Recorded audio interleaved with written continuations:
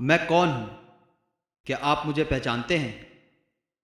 लोग कहते हैं कि मेरा नाम चांदनी चौक है, पर मैं तो ऐसा ना था।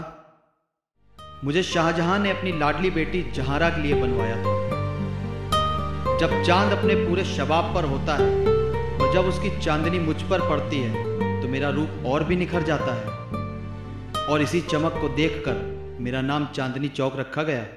मैं वही चांदनी चौक हूं जहां गालिब ने अपने दिल में बसे अल्फाजों को स्याही में डुबोकर पन्नों पर उतारा था। पर आज जब मैं पीछे मुड़कर देखता हूं तो केवल यह सब यादें ही लगती हैं, यादें मेरे बीते कल की, या यूं कहे मेरे सुनहरे पलों की। आज भी इस भीड़ भाड़ वाले चांदनी चौक में अपनी पहचान खोज रहा हूं। मैं अपने सामने अपने अस्तित्व को मिटते हुए देख रहा हूं।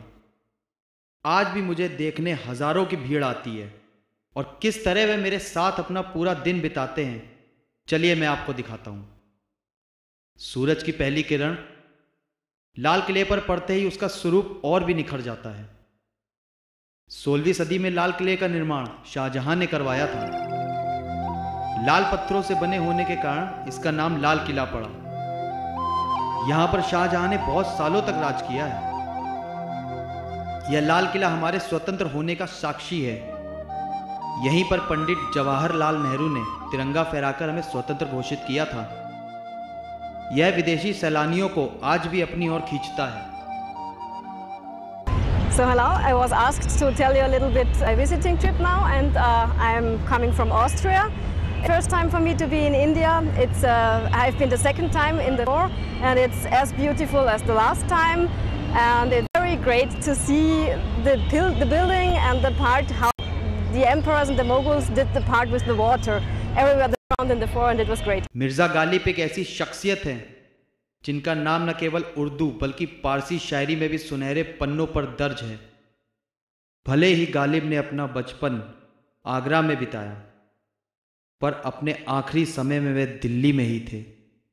उनकी यादें आज भी चांदनी चौक की गली कासिम जान में उनकी हवेली मिल जाती है। इस हवेली में उनकी धरोहर को बहुत संभाल कर रखा गया है। यहाँ उनके खुद लिखे खत, उनकी आखिरी तस्वीर, उनके खाने के बर्तन, उनके दिल को छू जाने वाली शायरी शामिल है। घूमने के बाद जाहिर है कि आपको भूख तो लगी होगी, तो क्यों ना थोड़ी पेट पूजा कर ली जाए। और जब बात खाने की हो तो चांदनी चौक के पराठे सबसे आगे हैं। और यहाँ करीब 25 किस्में हैं पराठे की। इसमें आलू का, दाल का, गोभी का, मूली का, मटर का, पनीर का पराठा जो है बनाया जाता है। पहले यहाँ पे कुल 3 किस्म के पराठे बनाए जाते थे, जिसमें कि दाल का पराठा, मेथी का पराठा और सादा पराठा हुआ करता था। जैसे जैसे लोगों का टेस्ट बढ़ता गया, वैसे वैसे पराठे की वैरायटी भी हम लोगों ने जो है बढ़ाकर 25 किस्म की कर दी है, जिसमें कुछ मीठे पराठे भी हैं, रबड़ी का पराठा और खुरचन का पराठा। और 135 साल हो गए इस दुकान को। दूर दूर से लोग बाग यहाँ खाना खाने आते हैं। पहले पार्किंग की सुविधा यहाँ पर कम थी, अब जो है मेट्रो की वजह से और लोग खाना खाने ज़्यादा आने लग गए हैं। नई जनरेशन जो है वो लाइक करती है पराठे को। बड़ी बड़ी हस्तियाँ यहाँ पर जो है खाना खाने के लिए दूर दूर से आती हैं। अटल बिहारी वाजपेयी जी भी, इंदिरा गांधी जी भी यहाँ के पराठों का जो है स्वाद। बात हुई पराठों की, पर अब जो लोग मांसाहार खाना पसंद करते हैं तो वे भी निराश ना हो।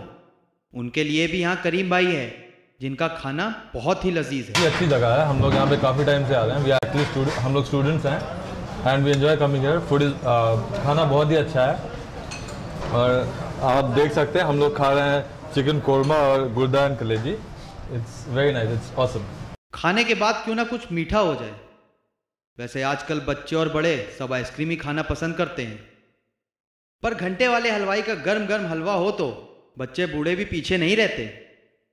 जब आप इतनी दूर आए हैं तो जाहिर सी बात है कि आप यहाँ से कुछ ना कुछ खरीदारी तो करके ही जाएंगे। साड़ियाँ, ज्वेलरी, इलेक्ट्रॉनिक सब कुछ यहाँ मिलता है, वो भी किफ़ायती दामों में। मेरे इस रंगीन हिस्से में आपको हर तरह की साड़ियाँ मिलेंगी।